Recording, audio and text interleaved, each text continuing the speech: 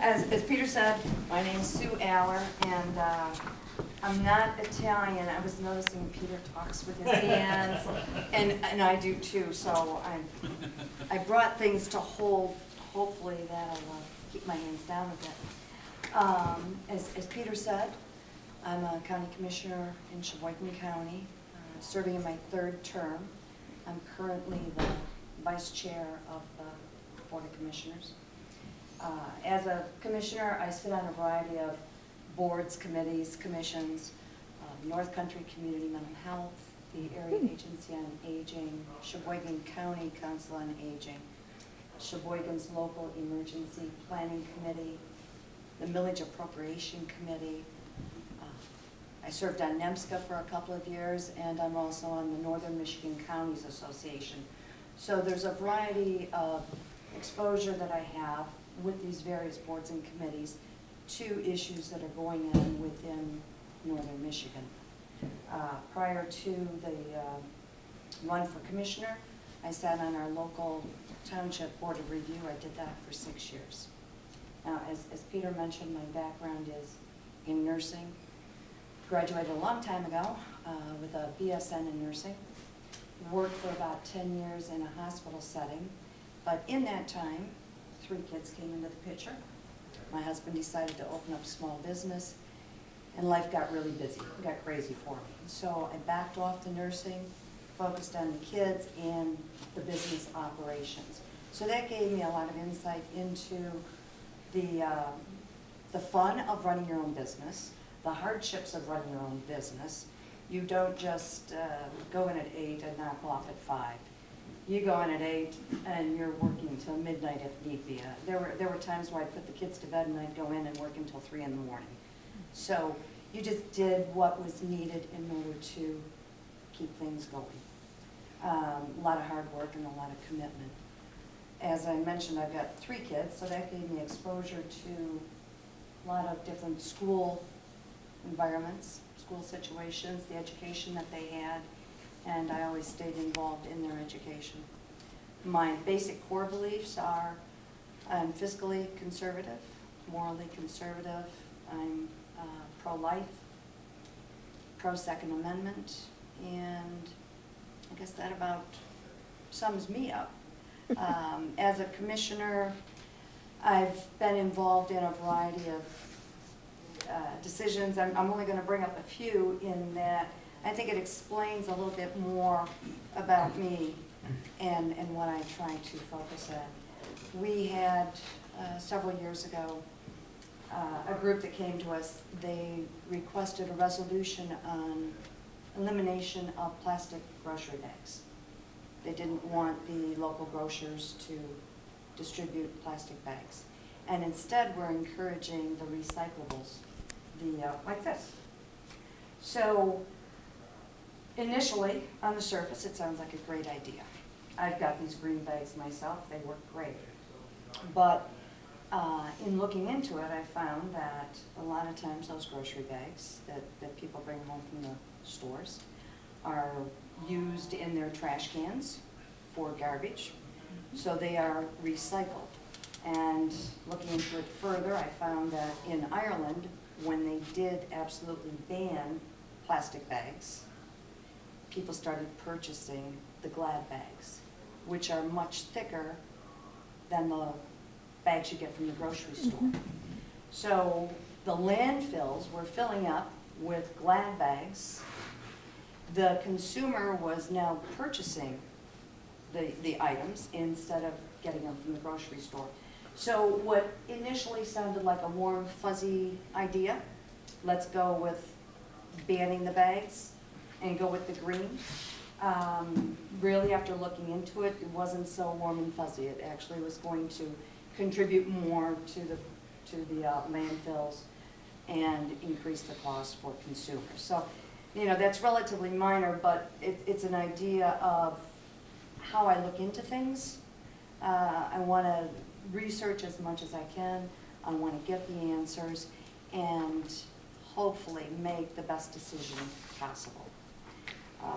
Up in Sheboygan County, and I'm sure down in this area it's been talked about, the Enbridge pipeline. I think that's been in the local papers recently. That pipeline runs pretty much, I'm going to say right underneath the Mackinac Bridge, a little bit to the west. And there's actually 2 pipelines under there. So that has become a hot topic. State of Michigan established a task force that came out with a report, I think almost a year ago, July of 2015.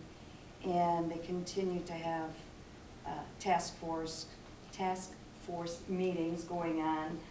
It's a new group of individuals, but they're evaluating further and trying to obtain information from Enbridge. So to me, this is an issue of great concern with regard to the Great Lakes impacting all of these counties, the 5 counties in the 106th. We rely a great deal on the tourism industry. We rely on the fishing industry. We rely on the water sports. If we had an impact to our Great Lakes, it would definitely impact the economies of these 5 counties in the 106th. So I don't know if anybody has questions. I would love to be able to answer some. I figured I'd quit talking about me for right now.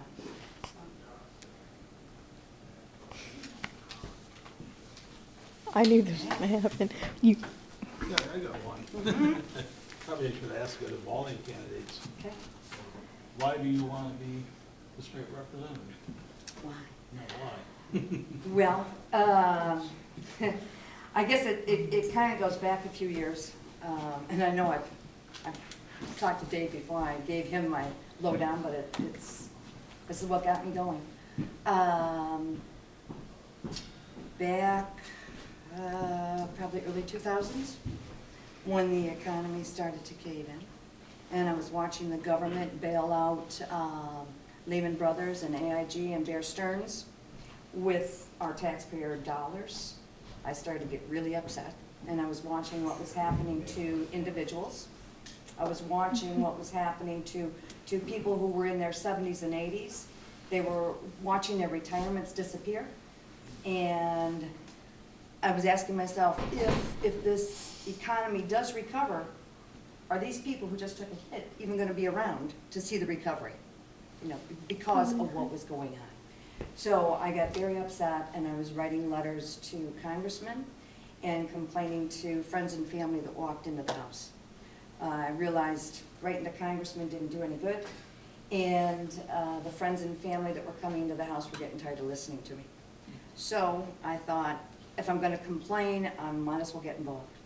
And that's what prompted me to run for county commissioner. I think that statement holds true. If you don't like things that are going on, or if you want to see changes occurring, the only way to do it is to get involved. I mean, there are other ways, but I want to get involved. I want to participate. So that was the driver. awesome. So that's it. I got one for you, if you want. Okay. Well, currently I'm having a problem. In the previous discussion we were talking about the Republican plank and platform. The discussion earlier tonight. Yes. Yeah, okay. Seems there's a certain governor that doesn't seem to want to live with the Republican plank and platform. House and Senate passed a bill to get rid of taxpayer-funded abortion, not getting rid of abortion, but, you know, taking it out of taxpayers paying for it. And our supposedly Republican governor goes, well, I'm really not, that's not about me, I won't do that. Recently, House and Senate passed a bill to expand concealed carry, you know, in the places that you're not, what we call sitting duck zones. We need to be sensitive about Sandy Hook, so again, this governor vetoes that. And I can keep going on with the things that irritate me. My latest one is I knew this guy was going to stab his son back when it comes to religious liberties and going along with same-sex unions. And now we got an attorney general it just folded like a cheap suit. So my question is, you're a legislature. How do you deal with the head of supposedly your party that you seems to be stabbing you in the back on all these bills? Well, I think for a long time, the whole idea of political correctness has come more and more into our everyday life. Everybody wants to focus on being politically correct. You can't criticize people. You can't, you know, in a race, you got kids that are racing. Somebody's going to come in first, somebody's going to come in second. But everybody gets a reward. Everybody is made to feel good. And it goes across the board. I know with kids, you want them to feel good, you want to praise them, but it seems like we lack accountability because of having too much political correctness and being afraid to hurt somebody's feelings. So when you look at people who are making decisions, and you're saying specifically, you know, the governor. Yeah, little Obama, sometimes named. Oh, come on. I think people make decisions and at times betray themselves. Well, unfortunately, supposedly, our Republican platform says we're pro-life, we're pro-Second Amendment, we're pro-religious. I mean, to me, that's going against the platform we ran on. I agree. I know what the Republican platform is. When you were asking the questions of Peter, you know, how do you respond to somebody? I vote for Republican. When you look at Democrats and you look at Republicans, I can look at those two groups and say, okay, which one do I align more closely with? And it's definite, I align much more closely with the Republicans than I do with the Democrats. Now, does that mean everybody who's a Republican is going to have the same feelings across the board? Or everybody that's a Democrat is going to have the same feelings as all the other Democrats? Absolutely not. But we would hope that when you've got a basic foundation platform, that most of the Republicans are going to align with that platform. The question is, what do you do? You know, being What would I? You won the 106th. Right. Now you've got to deal with this guy who's going to violate the platform. Do you have? The only thing I can do, I believe, is to vote the way, you know, my conscience tells me to vote, the way I believe. Now, can I control somebody else's decisions? Absolutely not. I can't control them, but I can surely try to influence and state my case as to why I think something should be a certain way. But, you know, as far as controlling an individual, I think that's hard. You can't. Well, yeah, I'm not looking for controlling. Yeah. Do you know of any legislative way? I mean, obviously, governors have pet projects, or do you even stay silent and support him and say he's a good governor? Yeah, Gary. He is a good governor. Overall, I would say he's a good governor. He's a heck of a lot better than Granholm. Well, I'm just I understanding. think You know? you should be critical of individuals, regardless of the position that they're in. If you don't agree with somebody, or are critical of a behavior that somebody has, by all means, it should be brought to the forefront, I guess. Are there any issues that you are particularly fond of? For instance, Jesse, when he was here, he talked about bovine TB, and how that those rules and regulations that are still around prevent the moving of cattle from, you know, yeah. So, do you have any specific legislation that you would like to spearhead? Well, right now, it was brought to my attention a couple months ago, I guess, that the situation with Wordsmith Air Force Base and the underground, or the groundwater and the Yep. surface water. It's contaminated. So I have been reading so much about that, back to reports that came out in '95. There's numerous information available through a variety of websites, you know, Department of Health website, State of Michigan, EPA. There's all kinds of documents that are out there.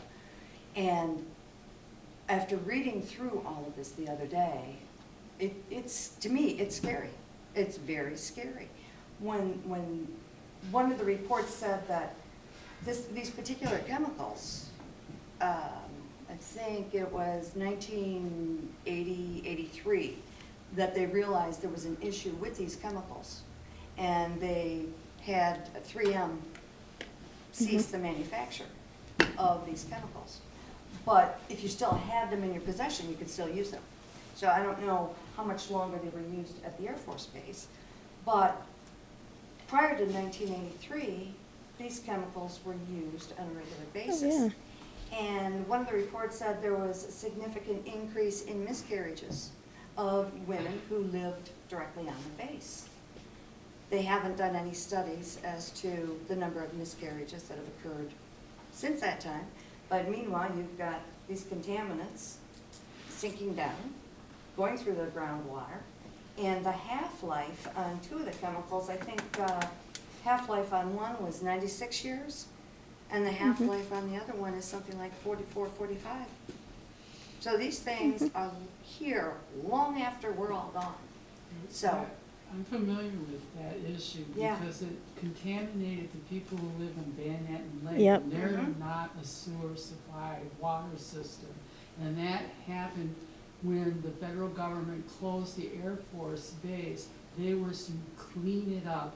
They have not and are still dealing with the repercussions of that contaminated water. so you've got. So that's a federal government, Army-based issue, Yeah. so then how does the local government get the federal government and the Army, military to honor what they did to the city? Yeah. Well, the local health department, District Health 2, put out an advisory to the homeowners. I think there was 24 How do you get the homeowners. federal government to Well, own this up is- to taking care of the problem? Well, they had Educate. a program last week where they brought in, well, I guess they had a couple programs, but the forum that they had in the afternoon, it had the Air Force, the EPA, state EPA, and the health department, state health department, along with district health department. So these entities were there to answer questions. It was, I think it was last Thursday, is that the day we got that huge snow? That was when, yeah. So I didn't stay for the whole thing because of the snow coming down and having to do the drive home. But I think that district health is doing what's necessary as far as making the public aware that there's cause for concern, health issues, potential health issues. You gotta force the hand, I believe, of the EPA and the Air Force in what is gonna be done. I haven't seen anything in any of the articles that I've read or any of the papers that identify what they're gonna do, because this is in the fish. I was there at the meeting. You were, or Yes, Senator Thomas and I. in the evening one, In the evening. and I was there during the day. So these fish are contaminated. They've got high levels of these chemicals in them, and individuals who are fishing the Asaba, and have been. I heard one guy comment, you know, I had my thyroid removed. Is there any issue with, do you think that could be related to the fish? Well, as I'm reading these reports, yeah, thyroid problems are one of the issues related to the increased chemical in the fish. So I want to look into that more. Okay. You know, I think. I didn't know about the problem until I had somebody. I'm so glad you brought that topic up because I could tell you stories I had people come from Michigan State. I can't even remember what it's called. It's not Fish and Game.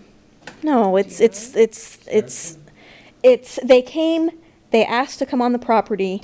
There's a specific spot that they go to our property every year, and they drill a core sample, and they pull it because we are only 10 miles away from the base.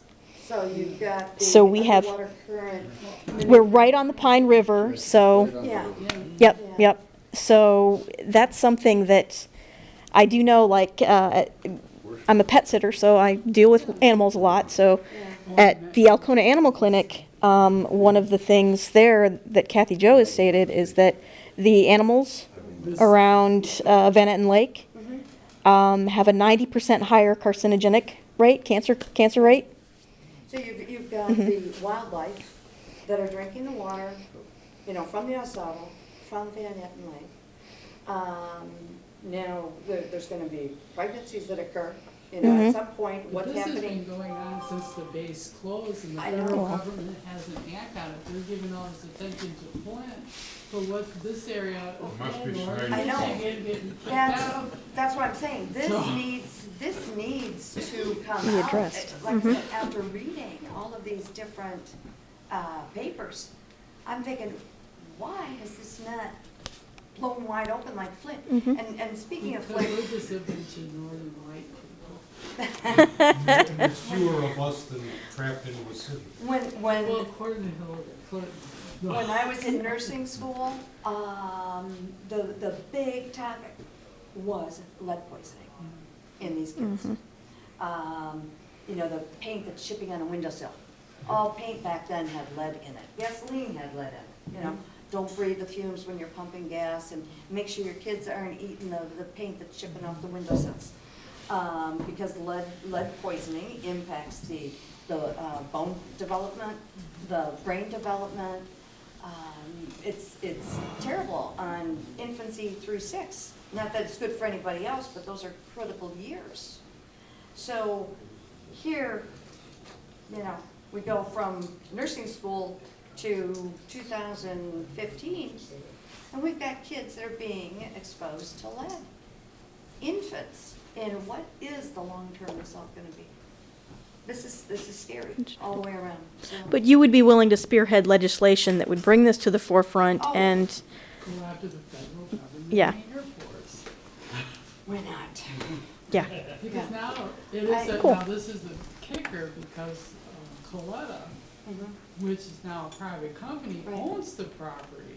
And I remember, you know, working in the area when the financial crisis hit. Coletta lost 400 jobs. And they did come back and they were able to bring some people back. So I would hate to see something happen to Coletta and then the surrounding communities, because there's a lot of nice Oh, yeah. high-end homes in there on Van Etten Lake in that area. If the federal government doesn't own up to the responsibility, because it was their fault for what they used to de-ice the planes and stuff during the time they ran that as an Air Force base. So should not be the state of Michigan or the people that live in that area's responsibility to fix the problem that was brought on by the federal government. Yeah, bottom line, there is a contamination issue, and people are being impacted, and fish are being impacted, and wildlife is And being Michigan impacted. shouldn't have to pay for So, anyway, definitely be something that I would want to look into further depth. and explore. it. We got contaminated deer. Thank you, Sue. Okay, thank you.